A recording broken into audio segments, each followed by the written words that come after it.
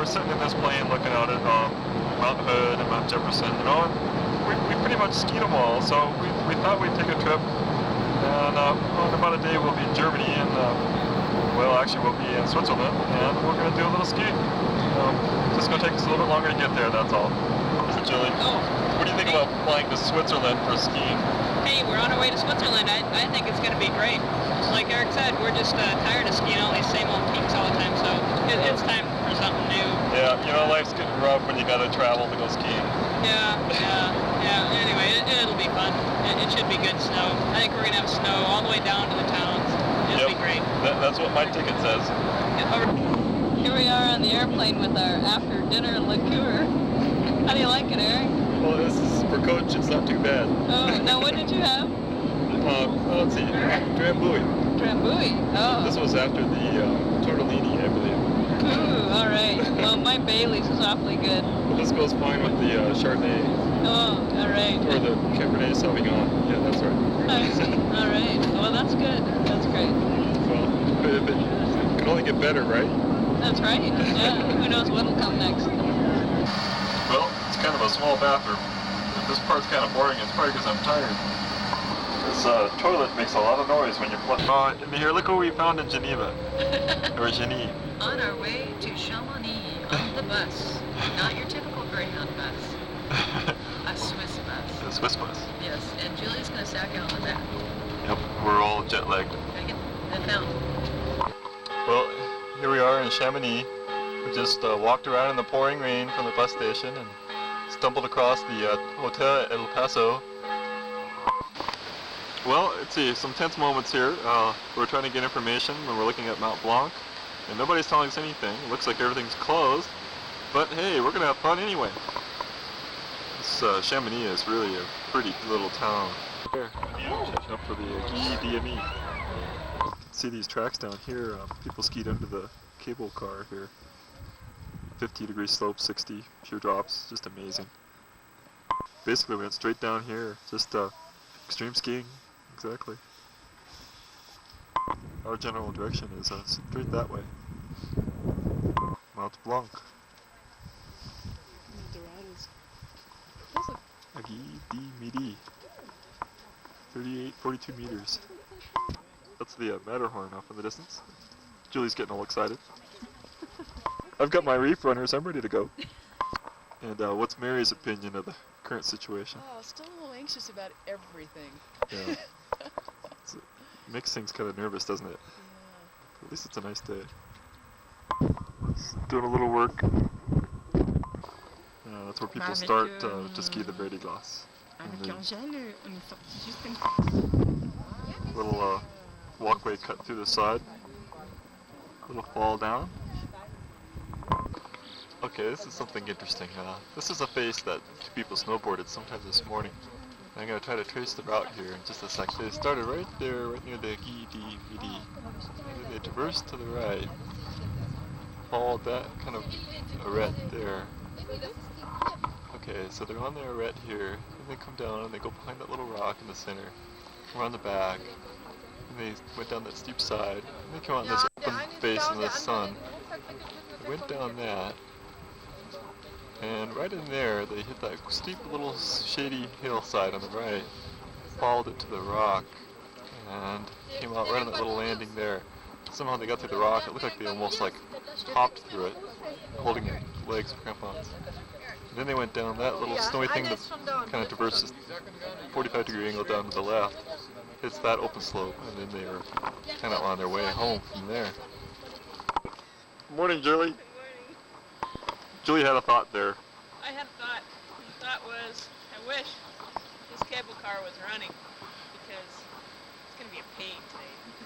Going up. And this is going to be the pain, because where that cable car goes, we want to go. Or the tramway, or whatever it is. But unfortunately, it doesn't start again until June 25th. And it is not June 25th. It's... Thought I'd get this for posterity.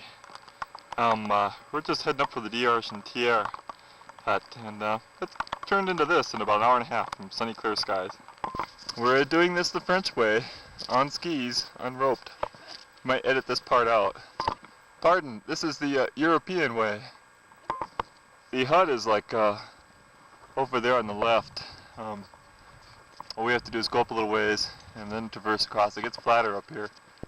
Oh, we made it! Refuge d'Argentière! We're wiped out. This last slog up here killed us. Even got a front porch, but I don't think there's anyone home. Thank God. Okay, we have hut. We don't have heat, but it's a hut. Hey, we're bigger than the tent. There's a lot of hut boots. Yeehaw! I'm so happy. It's such a great day. Oh God, we're not even really at our first hut. Hey, tomorrow we're gonna go over the col de Chardonnay. Yeah, we gotta have a foot of fresh We're gonna- snow. Remember to leave the skis outside. And like good citizens, that's what we're doing. Okay, we're starting out. This is Friday morning. It's a late start, it's like 11 o'clock. That's the hut there, d'Argentière. And there's the d'Argentière Glacier. Shaky shot. The Grand Monte ski area is up that way. You can almost see it. This is the little 45-degree slope we have to back down. And there's a bergschrund down there, but it looks like it's buried. Julie's doing okay. Main route kind of traverses across into the rocks, but we don't know where it goes from there. We're gonna have to look up what this glacier is. It's just off to the right of Julie. Kind of hanging. Now it's Mary's turn. The Penetra di Salina again. Mary and Julie. Goes on. Big sweeping glacier.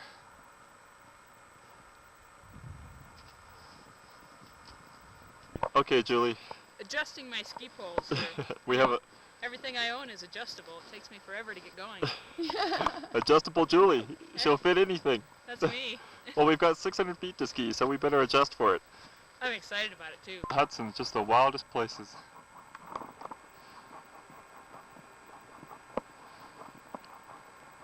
Let's see, this is the Turent. Hut du Trent? I'm not sure how you pronounce that. And there's where we came from. The Fernetta di... It's going to be a good sunset.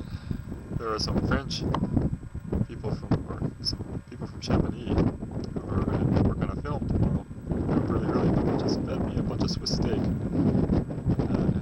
It's going to save my life. This Plateau du Trent is just magnificent. The view out the hut window.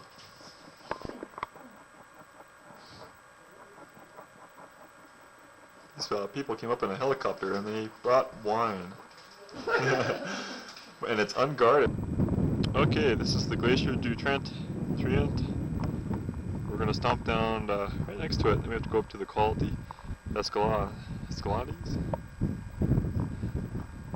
We descended along down the side of the Trent Glacier there. This is where we finally get to do some descending, but the packs are so heavy, I don't know how we'll do. And here comes Julie. There goes Mary. And here, Julie, after skiing the ribbon of death. It's homework turn. Oh, so what did you think of that, Julie? Oh, you know, it was just an awful lot of fun. I thought it was great. I particularly like the head plant. Yeah, that was the best, I think. We could have gotten a picture of that. My best head plant ever. Oh. Yeah, I agree. We almost got it on film, but I Yeah. missed it. I blew it. You know, when there's a 60-pound pack pointing it into the face of the slope, it really makes it pretty spectacular. Kind of makes these are Swiss post signs. Look like they're really well maintained. They have a really pretty forest. They're a mixture of larch and some kind of fir and pine. No clear cuts either. Looks like someone's pasture at times. This area is quite idyllic. It's all green and there's lots of people hiking and very pretty. Julie wants another half day of walking. No, that's what I thought it was going to be. I'd say this is we're heading down to Orsier. Julie's going to check out the St. Bernard Express. It's a pretty train. We're staying in a place called the Balseret. It's a hut, and they put us in an interesting place. It's a kind of an old building that's situated up on a perch here. It's really pretty neat. It's two-story, and that's our home right there on this kind of cloudy Saturday afternoon. And yet another view. There are like flowers everywhere. Lots of slate roofs. Oh, welcome to our little abode here. Julie is going to turn the key and open the door here, or else lock Mary in. I'm not sure which. All right. This little thing is just too much. We're too excited. They probably think we're just looking at the route description here, and I'm talking to myself for the video. It's gonna sound kind of funny, probably. Well, I was just looking at the looks like tomorrow, given good weather, it looks like it's gonna rain. It would be not a bad day. It could be hard, or kind of a long day, but there's nothing technical. The next day up to the Plateau du Couloir, there's a 45-degree slope near the end, and it's like 300 meters, 600 feet, so there's quite a bit of it. That sounds like the crux, as they say in here somewhere. But we shall see. We may not even have to look at it because it may rain all the time. But we'll find out. Just walking the cows up the road. Well, it's Sunday morning, and we're heading up to the Valseré or Bilan huts, depending on the weather, and walking up this kind of cool open valley. Mist. Mary says it looks a little bit like Alaska, if it weren't for a lot of the rocks are painted with these markers. I guess they make it. We also ran into two Germans, a man and his wife, it looks like. Walking down, he spoke English and also gave us some more information. Looks like the weather might be better the next few days. Well, that's the Cabane de Valseré. It's a long ways up yet. It's kind of cloudy.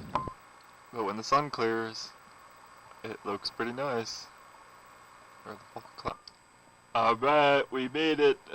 Another long day. Whew. Nice little perch for the bathroom. And there's the Col du Couloir for tomorrow. This is the traditional hut video. We're at the Valseré hut. You got the fire going? The fire's going. There's the fire. It's supposed to be closed though. If you wanted some white wine, you could spend 23 francs. Well, today is Monday, Memorial Day, and we're heading up to the Col du Couloir. Hope it all goes well. There won't be any filming from here. We'll pan this way. Getting up to the Col du Couloir here was really something. It was okay until a certain point, and then it got kind of steep, and we had to traverse hard snow. Didn't want to get the rope out, so it took a long time. It took us almost 5 hours to go 3,000 feet. A lot of breakable snow. It's just hard work. Let's go in the tunnel? Yeah. Okay, you first. Before the weather sets in. Ladies first. Okay. We just kind of walked through a big pile of it to try to get to better snow. It was so. Well, we just came down from there, across this pile here. Well, this is gonna look kind of funny. And then we gotta go up there, cross that river, read our way up to the snow patches, and the hut is like up in there. There's still a couple hours. Okay, Mary, you're on. Hey. Marathon day, and we are having fun. And now I know why they do the Haute Route about a month earlier. We're gonna make it to that next hut, as usual. Yep, these huts, we gotta get them. We're not getting summits, we're getting huts though. Get huts. They're marathons. Yep. But we got them. Why don't you pan what we just skied? The view out from the Eric, Chandrillon hut. Here they have something like climb with a guide in the mountains. Shows these two unguided people who can't make it to the top because they don't have a guide. And this is the kitchen, and they have these pass-through windows for serving people. Been watching the barometer rather closely these days, and the last couple of huts have had barometers in them.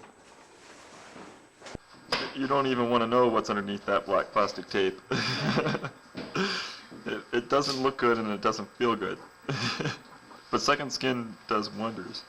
It'll get me started anyway. Then I can whine all day long. I'm sorry, it is not allowed. Whining is not allowed on this trip, no matter what. But I don't have my no whining hat.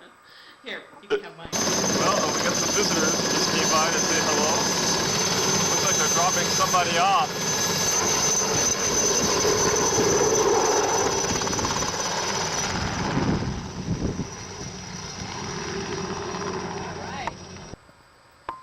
There's the glacier that we skied yesterday. You can actually see it now. Well, the Otema Glacier is up to the left. We just got caught by the gendarmes. They came all the way up here just so they could make us pay. We didn't pay, but it's not real clear that we should pay. It was kind of interesting. I didn't film them. They probably not have liked it. But they looked at our passports. I had to dig mine out. It was kind of like the Escalante. Yeah. Well, around this corner we should find the Otema Glacier. He was just commenting about marmots. Hey, we don't see them here, but we think that the skiers eat them. They have marmot stew every night, and I think it's true. Yep, I'm looking forward to some. Yeah. This glacier goes on forever. It's been at least a couple hours since I checked in, and it still looks the same. The Cabane des Vignettes. There's the bathroom. Tomorrow we head up the col there to the right. Just do a little quick view here. That's where we came from. The Otema Glacier is down that way. I'm kind of this is I can say 3 words. Stove. that was Rupert, and he learned 3 words that I hadn't heard from English: stove, crevasse, and marmot. And the German word for marmot is marmotier. Okay, well I learned one. Well, it's Wednesday morning, and as usual the weather's starting to change again, but we're cramponing this morning. We got a little thing to cross. Okay, this is the view from the Col Elvec, and the next one that we have to go to is Col du Mont Brûle, and the next one's Valopine. This is our first pass. We have 2 more, but we got a little descent of 1,500 feet here. Julie says this looks like Mount or El Dorado, I guess. Cascades. Time to tighten the old boot here. We got a ways to go down, and it's hard snow. All right, Mary. Woohoo!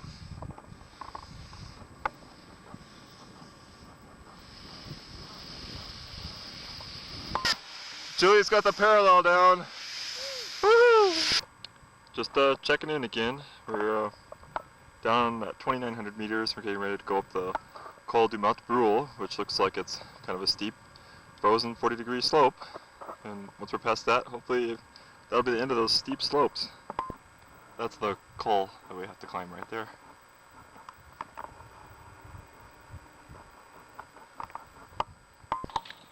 There's a guy we ran into that just came from the bivouac hut over here on the right.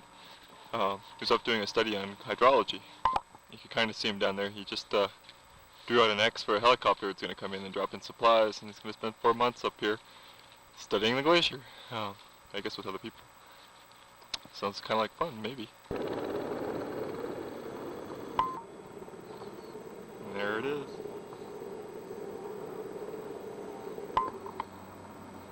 And he's out of here.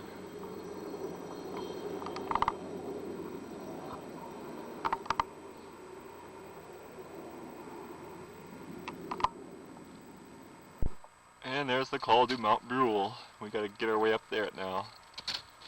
Oh, what fun! There he goes again. I don't know what he's doing. I think the guy lost something and the helicopter's trying to blow it back up the hill. Well, who knows what they're doing, but they're taking a break. We're going on up the hill.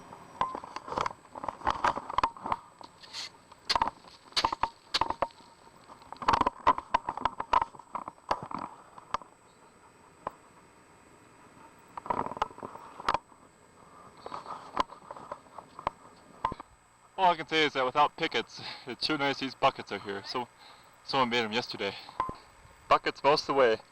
Had one little slide we had to go up. Well, we're at the Col du Mont Brûle, and we have to ski down there and then back up that hill to Valopine Pass. Then we go down again. First-hand reports from the battlefield of the Col du Mont Brûle.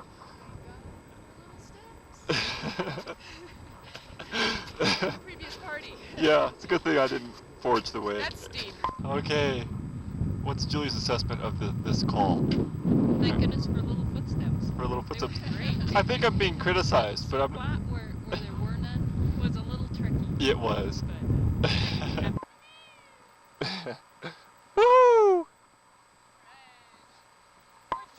What was that? we're skiing in Italy. All right. And I think it's around 34. We're pretty close. This is the altimeter watch. This thing is coming really handy. Oh, used it a lot. The weather keeps moving in. Julie's back there. Hope she hurries up. I'm panicking. No, I'm not gonna try to panic. Well, we're at Velopina Pass, and that's the Matterhorn. Zermatt is down to the left. And all we have to do is descend the glacier, and great visibility, we're okay. There's the Matterhorn again. There's Zermatt. Skiing down the glacier.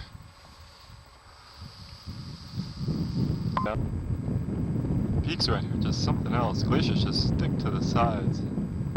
Yet another view of the Matterhorn from this side. I don't know if you can see this, but there's something wrong with this picture. The ski tracks go and then they just end. And then there's footsteps going up and out of a hole. Oh, almost to Schoenbüttel That's a long day. All the maps put together take quite a bit of room. This is the cabin marmot. He wants in for breakfast. We heard about him. He knocks the window, and if you give him food, he'll let you pet him. Oh, he's getting some more bread. He likes that stuff. That's good. I didn't like it. It's pretty dense. I think Julie's picked up a few followers. This is kind of cute. Heading down the trail. They're really cute. It smells like sheep though. Too bad we can't record that. The town of Zermatt. Unfortunately we'll turn right before we get there, but it looks interesting. I'm gonna overdo it, but here's more little buildings. Zermatt. Classic view of the Matterhorn. We're in Zermatt, where they only allow electric vehicles, and this is a very small one. Oh, you kind of stand out with your skis here, Julie. Oh, sorry, I know it's down, but I can't wait to get this thing off my back. And I'm in your way. Right, out of my way. Okay, Eric, you're finally on the camera. Oh, I had this great line, and I had a whole speech worked up, and now I forgot it. Oh, I think it's the first time I've been in front of the camera. And probably a good reason after you see this. I probably look like hell. You're looking fine, Eric. You're looking fine. Well, we just walked down from the Schoenbüttel hut, and we're down in Zermatt now, looking for a hotel. Roger suggested the Hotel du Bois, but we're afraid it's probably too expensive. It's a long ways from the train station. But we're glad to be here, and we're going to take a break. Probably not go to Sauce Bay. Julie won't let us. She says we can't do it. No, I think we earned our tourist portion of this trip. We're pretty tired and ready to get a bath. That's all I got to say. All right, Eric. Our narrator, our filmmaker, our director. Yep. Okay. We're gonna make millions off of this. You bet. And then up on the hillside, you see newer ones and one of those big cranes where they're building another. Whenever they build a house, they use a crane because they use such heavy material. That's a view at the little ski hut where you store your skis. Definitely a tourist town. And that's what we're doing. Julie and Mary are going to do some afternoon mush skiing here. It should still be fun. I'm going to hang out and eat. Let's see, we're here at the base of the Zermatt Pine Matterhorn. Julie and Mary are up skiing and I'm sitting here enjoying a little bit to eat. It's like a big restaurant now. It's a good view of the Matterhorn. And got a good view of the ski slopes here. So like a tea bar here. And a Poma lift. I think that's what they had to start on. Feels very European. We lost Marion, so now we're down to the book. Yep. That's all we have to help us. This is our only guide. I think Mary was getting tired of leading us around by the nose. And so we're stuck on our own. And now I'm going to depend on Julie and her book. If I lose Julie, I'm really in trouble. Now I'm depending on you. Yeah, You're on. I'm on. Oh no, it's my turn now.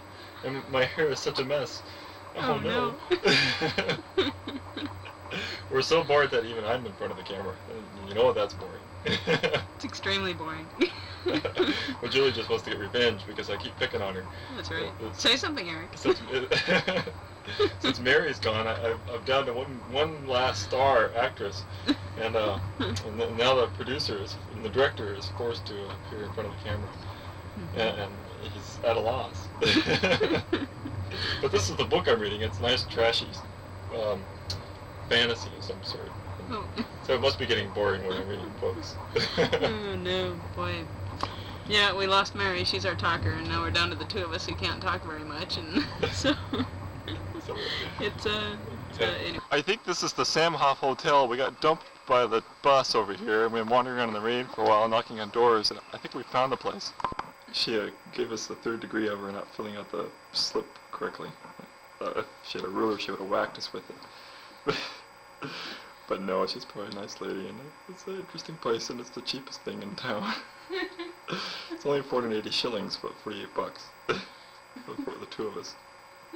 Okay, here, I think we found out what the closet is. It's got one of these in it. Well, where else would you keep a toilet? It's got to be in the closet. Okay. Well, I'm standing here in front of the Samhof Hotel, and as these things seem to go during the daylight, it looks much better. No, it's just old. But we survived, and we're off now to explore. I think I've said that before. But they have nice roses, though.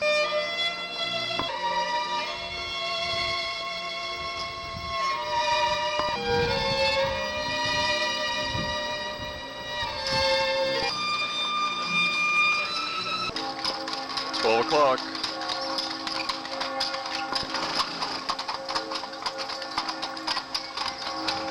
Well, we're actually doing I thought the I'd Sound start of out with a Music bit tour. of history, though. Someone said the driver had beer, and I thought they were joking, but they're not. 15 shillings a piece, $1.50. I gotta do this, so here we have a bunch of people from Colorado and California. I think everyone in the back of the bus is from the U.S. Well, and of course, what else would you do on a bus but drink beer and eat pretzels? Okay, we're on the Sound of Music tour, and we're in some church where some of the characters got married. And it's raining like hell outside, and we're just glad to be inside. As soon as possible, we're going to find a place where I can sit down and eat. So this is it. Well, we escaped the rain in the konditorei, and we're going to take it easy for at least an hour. I better go back to hiking. This is way too difficult. Yeah, I'm gonna need to do that. Or to burn it off, right? That's right. Go for it. Well, the hills are not alive with the sound of music, but we are singing in the rain. And then we're heading over to Augustine's Beer Hall to have a final beer and a little dinner before heading out for Lausanne tomorrow. Actually, we're going to go to Dachau and see if we can take a look at the concentration camp before heading on to Lausanne. Yep, and there's the sandwich, and there's meat in it, but you got buy the meat in one place, and then you get the sandwich made in another place. It's interesting. Okay, here we go. This is a toast to Salzburg. Cheers. Cheers. Okay. Well, here we are at the St. Augustine's Beer Hall, and it used to be a monastery. Eric's rinsing his mug here, and he's going back for a little bit more. Okay, go ahead and put it on pause. There's Eric paying for his beer. Got his receipt, and here he is getting his beer filled with the monk's famous recipe. There he is, he's getting beer. Hey Eric, you like this beer? Oh, this is good stuff. I mean, look at that. Ooh, all right. Of course, he needs a few chips there to go with that beer. Okay, well, we got the beer, and we have a new combination. We thought this was like a freshly fried potato, but it's actually radishes with salt and something. The German countryside on the way to Lausanne. Okay, we're now in Pilsen, Czechoslovakia, and things will look a little different. Nice cobblestone streets right outside the window. And the old-style electric train is running down the middle of the road too. Well, we're wandering around lost in Pilsen. We have no idea where we are. We're looking for the main part of town, but that Honda is like a vintage 1973 Honda. And I had one just like that when I was in school, but I'd never expected. Almost all the buildings have a lot of antennas on top, and they're all kind of weird Some are pointing one way, some are pointing another way, and they're all strange designs, but no cable.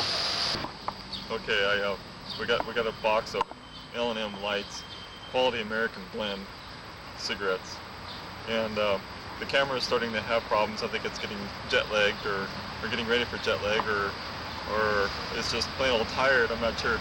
So this is probably it for Polzin, and we'll try to check in Rottenburg. If it looks like the camera wants to work, we'll get some more shots at Polzin. So I'm gonna have a cigarette and see you all. Well, Pat might get a kick out of this. They sell Gateway 2000s here. Well, here we are traveling the train in Minnesota, enjoying the view, looking at the farmhouses. But no, we're in Germany, actually Rothenburg, Germany. So it may look like the Midwest, but it really isn't. Believe me, we're actually here. This is not a facade. We didn't just make it up. We're not in Hollywood. we're trying to find a hotel. Well, it looks quite a bit different than Polzin. This is the view out of the Hotel Gedel. And I think I'm pronouncing that wrong again. Oh, that was Julie.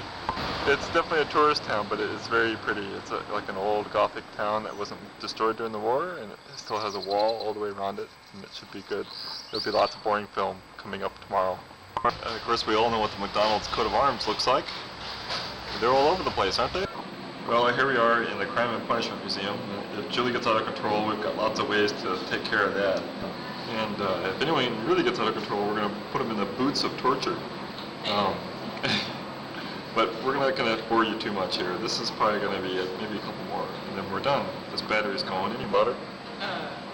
It's the thorny chair. This is also called the witch's chair. People who were under suspicion of being a witch were placed in it. Okay. Well, we'll remember that too. Well, here it is. Must be Thursday. Tomorrow we leave. So I just went out and did a whole bunch of shopping. Some little jars of liqueur for somebody. A nested set of cats for Faye. And a plain old beer stein like what we found in St. Augustine's Beer Hall in Salzburg for somebody. Battery's dying, and this is our last night. We fly out. Okay, and we're back again. Hopefully it'll last this time. Who knows? But we've got more beer, and I'm rambling, but I don't know what to say. It's like, oh, it's starting to flash again. Oh no. So Eric, what'd you get for your birthday? Well, Julie gave me this really neat Mozart liqueur. Mozart, of course. But what I really, really want is one of those. But everything here closes at 5:30, and so I guess I'll have to get it in the U.S. But we'll be back there tomorrow, so we'll see you all there, and by then I'll have one of these.